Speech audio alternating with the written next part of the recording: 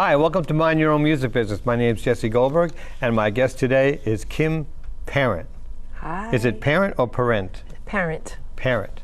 And you're like a big, she's done all these things, like you performed with all these people, Brooks and Dunn, I got this from your website, Michael McDonald, Carrie Underwood, Rascal Flatts, Sugarland, Trisha Yearwood, Martina McBride, Tanya Tucker, Tammy Cochran, Rodney Crowell, Dolly Parton, Taylor Swift, and more. Mm-hmm. And you were on those records, or you just performed with them? Well, most of those are live performances because Right. I was doing specials like out in Vegas, Dick Clark specials and Christmas specials and stuff, and I would be part of the house band, and they would just bring the artists out one after another, and we got to sing with them all. Part of the house band? Well, you know, house band for the show. Well, how do you learn all these songs? You get there a week early and you rehearse your butt off. Do you naturally, I mean, you're like a background singer, right? Mm-hmm. Yes. So how do you do that? You mean, well... Do you have harmony in your head all the time? Yeah, when I was a little kid, I mean, I was always singing, right? Just around the house and everything. And I remember went down in my sister's room, she's older than me, and she was singing harmony with the radio. And I remember specifically, I asked her how she knew how to do that. And she said, you have to listen. You have to listen to what they're doing. You don't just sing and listen to yourself. You have to listen to what the other people are doing. And that's what started it. Well, were you trained on an instrument? Piano or something like that? I took a few little piano lessons. I took a few guitar lessons. No. I sang in choir when I was in junior high and high school. But how do you know when to hit the thirds and when do you have fancy harmony that goes, counterpoint to the melody and all that? Well, okay, I would say two things. First of all, most people either can or can't do it. I can't. I mean, it's not something that you can really teach somebody if they don't hear it. But if you figure out you do have that gene where you can hear the background harmonies, then if you want to get into those more, like I would say, chromatic ones that are counterpoint, that takes training. I would suggest I would have to go to school to understand exactly. Someone could teach it to me, but you just know it. You just know it. Well, I'm usually learning off of records. I like when I'm working up at Opry, I'm up there once a month, and they'll email a bunch of songs that we should look over, and I'll just listen to them over and over again, and I'll practice the part that I think is going to be assigned to me when I get there. What do you mean you're working at the Opry once a month? Well, if you've ever heard of the Carol Lee Singers, they're in an institution there. They're the four folks that stand in the back and sing mostly with the older style country artists, and they do a lot of ooh, ooh, ooh, ooh. They do a lot of those oohs that stitch the songs together. Right. Well, the girl who created that group finally had to move on. She's still around, but she's just not at the Opry. And it's taken 5 women to replace her. I mean, that's how intense the position is. And so we each get a week out of the month, and we just rotate around like that. So you're only one person doing a background? There's 4 of us. There's 2 guys and 2 girls. And the 3 have been there for like 20, 30 years. Okay, I get you. And then the 4th position is like the rotating position. And they need all of it. They need a deep bench. I mean, they didn't have that for years. And all the information was just stored up in their heads. So how did all this start? I mean, you're from New Jersey, right? Right, I'm from New Jersey. So how did It's crazy. When you said you were in the choir, but... I was in the choir. You were in bands? I was in bands. Let me see. I went to college in University of Delaware. And when I was there, I started playing in bars to make money. I was working in the cafeteria making like $35 a week. And then all of a sudden I got a gig and I made $35 in one night. And I was like, ooh, I think I'll do this instead. And that just turned into more solo gigs. And then when I moved back to New Jersey after college, the solo gigs led into wedding band work, which is a great way to make a living when you're young. What part of New Jersey were you from? Middletown. Okay. It's by the beach. It's by Asbury Park, Seabright, and where the storm hit. My mom got hit really bad this year in that storm. Anyway. Hurricane Sandy. Yeah, she got hit really bad. But she moved, which was something we wanted her to do. That's right, so she moved somewhere. She moved to a really nice place because of it. In so Seabrook. there was a silver lining, that's right. Okay. Anyway, so let me think. And now she's got you set up for That's for some right. kinda She's inner- being my agent. she's in I have a gig. independent living type place. Right. That's Right. right. And we're Okay. gonna have fun. In December. Yeah. So the wedding band led to, I don't know, I decided to go to Nashville just to check it out because I was trying to learn how to co-write. And I went one time to Nashville. My dad used to live in North Carolina, and we drove over together. And when I flew back home and I got off the plane, the guy that I was dating in New Jersey at the time said to me, "You're pale. Are you sick?" And I said, "No, but I have to move to Nashville, and I don't know how I'm going to do it." I mean, that's what So happened. when did you move to Nashville? So it took about a year because I was making good money for that point in my life. I was making good money playing weddings and stuff, and I didn't want to just. I've seen so many songwriters just move to Nashville with like nothing, Hey. and I just couldn't imagine. I couldn't imagine living that way. So I waited and waited and got a publishing deal, and then I moved. A year later, I had a publishing deal in place, and they found me a nice apartment to start in Bellevue. So. Yeah, I live in Bellevue. Yeah, it was perfect. So, have you had much success songwriting? Well, I mean, it depends on how you look at success. Cuts by. I have not had major cuts. I've had cuts. Delbert McClinton cut something. Ronna Reeves cut something. There's Gail Bliss out of Canada. But I haven't had that crazy. You haven't had a Jesse Goldberg cut. That's right. I haven't had a Jesse Goldberg cut. Right. No, I haven't had that mailbox money come in. So how did you get into this background singing thing? Well, I was kind of on a slightly fast track as an artist. I'm talking way back when I first moved here. I had the writing deal, and I had RCA Records interested in me as an artist. And that, I worked with them for almost a year, and that didn't pan out.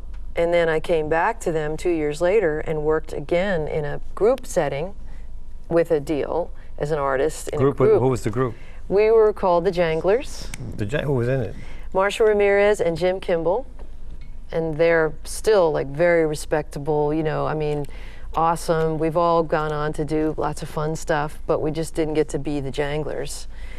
But right after that, Byron Gallimore started using me. That's where some of these names come up, Faith Hill and Jody Messina and Tim McGraw. You're on the Jody Messina It's All Right, I'm All Right song. Yeah, that was a big hit. That was one of my first songs I ever worked in the studio with Byron Gallimore.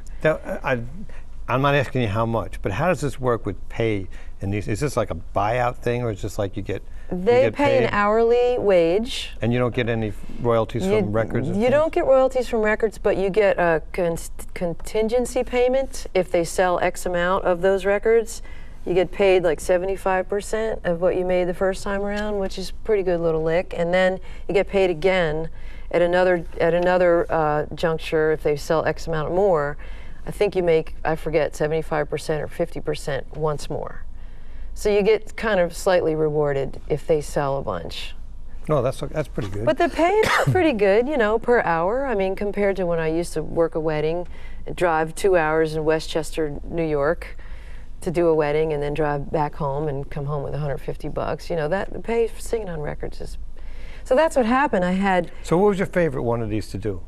I mean, you got all these things those here. gigs? These are the albums you're on. You said you had Reba McEntire, Tim McGraw, No, Faith I'll Hill. tell you you mean as a recording or as a live As gig? a recording. As Both, a recording? each one.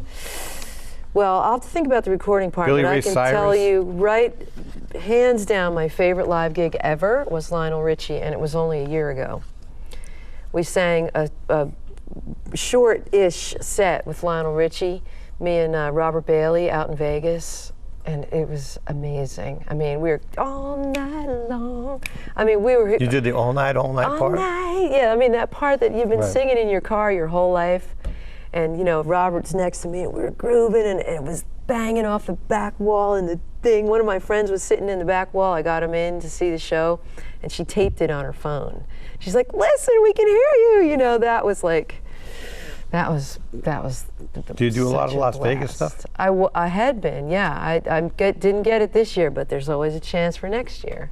The What do you mean award- you didn't get it? Well, the award show that Oh, comes around. that's what the Las Vegas one was, the award show? Well, there's two. There's the main award show that like everybody comes through. You'll see, all the Nashville stars and taking awards and doing performances. And then the next night, it's brilliant. The next night they hold all the players over and as many stars as they can, and they'll do a tribute. Like one year they did a George Strait tribute, they did a Brooks and Dunn tribute, they did a Lionel Richie special. So I got to tape with all the regular stars on the first night, and then on the second night we got held over and we did the Lionel Richie special. So that's your favorite live. Which is your favorite record? Gosh, my favorite record? I remember having a lot of fun with, there was a song on the big Faith Hill record, and it was about what the best things in life. It was a real artsy-fartsy kind of song, and we got to do some real close harmonies. I can't remember the name of the song. Do you do them before that she puts on the lead vocal or after? Oh, no. Background vocals are the very last thing that happens. So you've already heard that she's got... Everything's on there, and it's grunt work. We call it grunt work. I mean, I'm flattered. I'm so flattered. So Faith Hill's not there when you're doing it? No. They might, once in a while, they might come through and, have a coffee for 20 minutes, but normally they're not there. Oh. Jody Messina. You're like the unsung hero. That's right. Jody Messina used to drop in a bit when I was doing work with her, and I just remember all my interactions with her. She was so nice. She was so supportive and like, what can I get you? And she found out I was looking through a catalog that she had upstairs at Byron's studio, and it had this dress with these buttons and everything, and she tried to order it for me. I mean, my experience with most of the stars, like Lionel Richie, pretty big star, right? Christopher Cross. I did a live gig with him a couple months ago. The bigger they are, Is that the one he was here just a few months ago? The nicer they are, I swear. The bigger the star. That's been my experience. You see, that's what I try to tell Chico and the B-Man. They have to get nice, The bigger right? they are, like me, the nicer they are. Oh, yeah, that's right. But let's talk about this video that you did. What's it called? The Moon? Oh, there's a moon out tonight. Well, how did that come about? Well, I got a call from Richard Chisholm. He's an old friend of mine. He's a jingle producer. He's a videographer. He's been in town for years and years. And this was maybe a year and a half ago. And he said, look, I have this new gear at the house. It's editing gear, and I have a nice, small, lightweight, powerful video camera. You know, technology nowadays. And if you let me, I'd like to make a video for you. No brainer, right? Yeah, why not? So I called up my friend Kalina Burns, who lived in a really nice house, and I said, can we use your house for the set? And she said yes. And I said, can I go through your closet and pick out something great to wear? And she said yes. So we went over to her place and we just filmed. We just played we had a boom box sitting out in the yard, and we just played the song over and over again. And I walked around and broke a glass on the brick wall and used. So when you did the song, you lip sync to the words, right? Yeah. That's how it works. And Yeah. you have a boom box that's going while the thing is going on. Yeah, and then he took home like, I don't know, 4 or 5 hours worth. It's a 4-minute song, right? 4 or 5 hours worth of stuff, and sat with it and patched it together. It's pretty amazing pretty amazing. Now, Richard Chisholm, C-H-I-S-M, seriously. Chisholm, like the John Wayne movie. Right.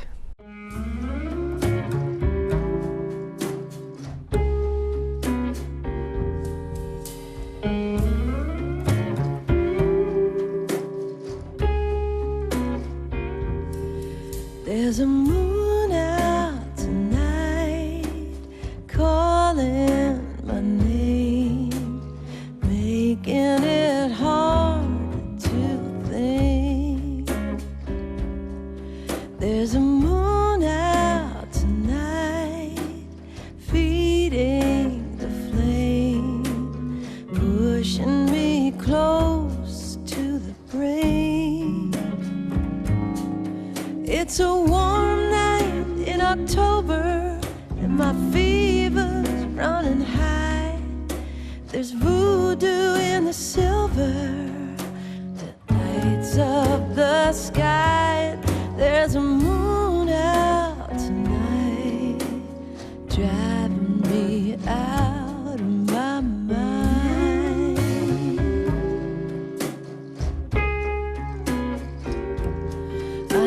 in sweet Tennessee, falling in love again, losing control of my heart.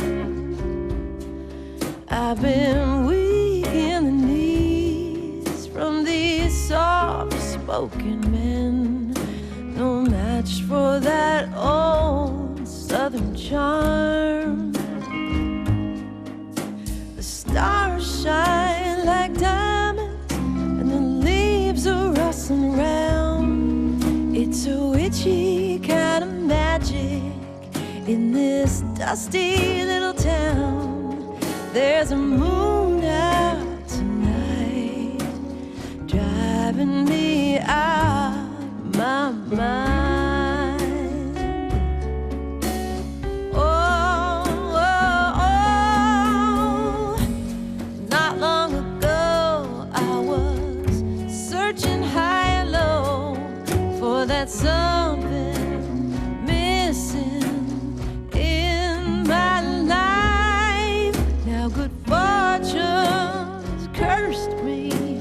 Lord have mercy.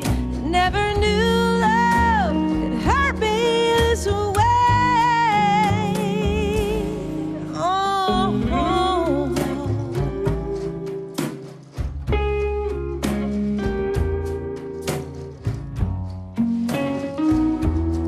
yeah, yeah, yeah.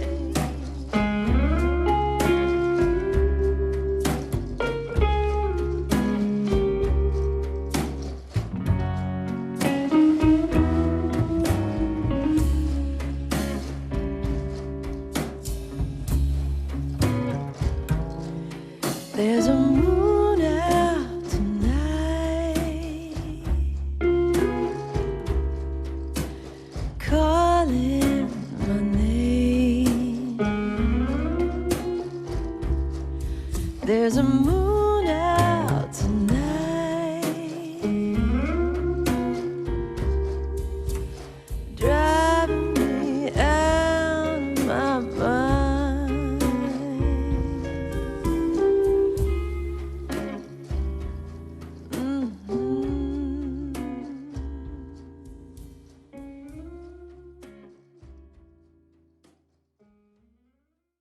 Tell me about the singing bee thing. What was that? That was a trip. Some kind of TV show or something? Yes, it's you could probably still catch it on CMT. Is it still being made? I don't know that they're still filming new episodes, but they go through these blasts where they rerun the heck out of it. But it's hosted by Melissa Peterman, and she's a total crack up. I mean, on her worst day on the set, you know, grouchy and not having a good day, and she's funny as crap. I mean, she's so funny. Funny as crap. Really, she's just a natural, you know what I mean? So she really made the show for us. But it was a competition, and they flew people out. What was it? I never saw it. What was the plot? Well, you had to, I was in the house band, there's that term again. Right. There were 6 singers and the regular house band, and we would sing like a half of a verse of a big song, and then we'd stop on a dime, and then the contestant had to finish it out. Oh, I saw that show. A cappella. I remember that. All lights, you know, all Right, just, I remember that. They had to be unnerved in the They pressure. had to know a lot of country music. Yes, yes. Well, they were all given, I hope I'm not giving this up, but they were all, anybody that was in the audience was given a CD. And if they wanted to study it. Oh, really? Oh, wow. I thought that was, It's equal favor as long as nobody's given an advantage. I thought they just knew this stuff. No, they're Fixed. It was fixed. No, it was not fixed. They were all given the same opportunity to study that stuff. Well, I didn't know that. I'm sitting there in the audience. Well, I remember seeing that show. I said, how do these people know all these songs? It doesn't make it any easier. I mean, to my mind, it makes it harder. You know, like it's Why? like, I don't know. You're given a disc with like 250 songs on it, and you have to know every and the and UH. I mean. Yeah, but it's easy if you're not given the disc at all. Well, it wouldn't be a very interesting show. With everybody not knowing the answers. Yeah. Think they do this on Jeopardy? To give people books to read? They might. And if everybody gets the same book, it's not fixed. I tried out for Jeopardy twice. and I got rejected both times. Yeah, you gotta be. I wasn't smart enough. You have to be there was- smart and quick under pressure. No, there was 200 people that tried out for the Jeopardy at once, and they took 6 after the first round. Wow. The test was that hard. Oh, yeah. It was really hard. It was fill in the blanks. It wasn't multiple choice or anything. Wow. So I knew that after I took the test, I said, I got half these wrong. I knew I wasn't going to get them. You I used to know work what? for game shows. Wait- I was a writer for game shows. Well, you should have my friend. I'll tell you about her afterwards. She was on Rock and Roll Jeopardy. You'd probably have fun with her on this show if you want to interview her sometime. She knows a lot of stuff. Yes. She'll keep you hopping. Okay. Yeah. So what is your favorite thing to do? I mean, you like to be in front of the crowd. You like to be behind. Do you have anything to do? Did you say that movie about 15 minutes of something? 15 Oh, yeah. 15 yards away or something 20 like that. feet from stardom. Yeah, that's it. 20 feet from Yeah, stardom. I was actually on one of those panels. They lined up a bunch of panel discussions, and they had different groups of background singers. Like they had all the people from the Winona people, and they had me and my friend Britt and Marcia people, and I didn't see all the different ones, but I felt like that was a different time. I felt kind of bad for the main character in it. I don't know if you saw the movie, but back in the day, I mean. No, I didn't see the movie. I just heard about it. She contributed so much to the scene. Who was the main character? Mary, I can't remember her last name, but she sang that, oh, give me just a shine away on the Give Me Shelter. Really? On the Stones thing. Really? And She then they sang that? replaced her with a girl for the road, and she just kind of disappeared into, see, this is terrible. I don't remember her full name. This is embarrassing. But anyway, I felt like it kind of reminds me of some of the other early musician artists that didn't get, and the actors on Hee Haw and a bunch of people where protections were in You don't place. seem to be that much different than musicians on a record. Right. It's kind of the same thing, unless you're the lead guy, Well, yeah, we were touching on that earlier. I wanted to be a star like so many people do. And I Well, came you're down on the Jesse here. Goldberg show now. I know, and I've hit it, and I This don't is even it. know it. This is it. But I think they're laughing in the control room. But I started getting hired by Byron Gallimore. He's worked with tons of amazing stars. And at the end of about a year and a half, I had a stack of bills, literally, because I was being a songwriter and I was paying for showcases and I was trying to be Kim Parent, Stack of bills on one side of my desk and a stack of checks coming in from singing on those records on the other side of my desk. And I was like, let me see. What do I want to pursue now? And I just went over here. And it's been great. I mean, it's been fun. I've traveled. I've met all these fantastic people. Have a little, you don't have a seem little unhappy. house. You don't seem unhappy either. Yeah, no, it's been fun. Mostly everybody I come in contact with is pretty unhappy. I know, it's not an easy road to, is it road to hoe? Or row to hoe? Whatever that expression is. Road to hoe?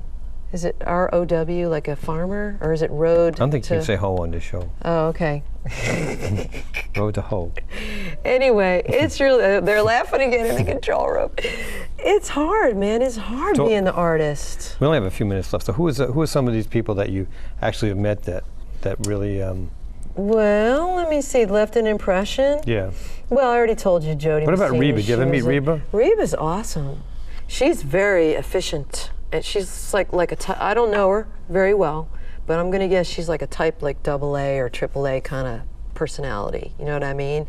The first time I ever met her, she came out with an outfit that was ready for later, covered in cellophane and pressed perfectly.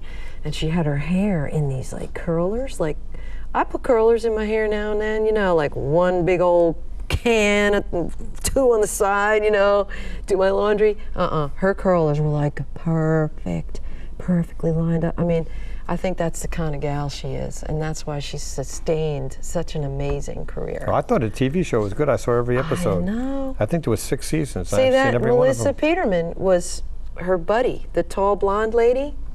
That was her? The girl from the Singing Bee. Oh, that's right. That's That's the one her. who was real fat and then got skinny in the last Yep, season. Yep. Her name was, what was her name in the show? I can't remember. I don't know, but she's a natural. She's hilarious. Was she fat or skinny during the Singing Bee? She was just beautiful.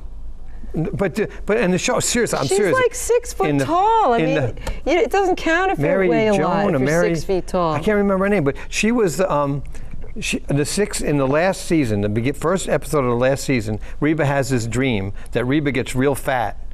And Melissa gets thin. and then she wakes up and she really is thin or something. She lost like 100 pounds. Oh, see, I never knew her when she was that big. I mean, when I worked with her, she might have been, I don't know what size, but she was so tall it didn't matter. I mean, she would. I can't remember her name. I watched every episode of that stupid show. I think we're out of time. What? We're out of time. What was he saying? We got 1 minute left? Oh, we're 1 minute left. All right. Anyway, we got to get going. It's been great having you here, Kim. I hope you're not nervous, are you? I am. Being with, I am nervous. Okay. Everybody gets a free CD when you come on the show. Here's my CD. Yay! Thank you. Make sure you listen to it. It's all about dogs. So cute. Love it. Thanks Bye. for having me. My guest has been Kim Parent. Kim Parent.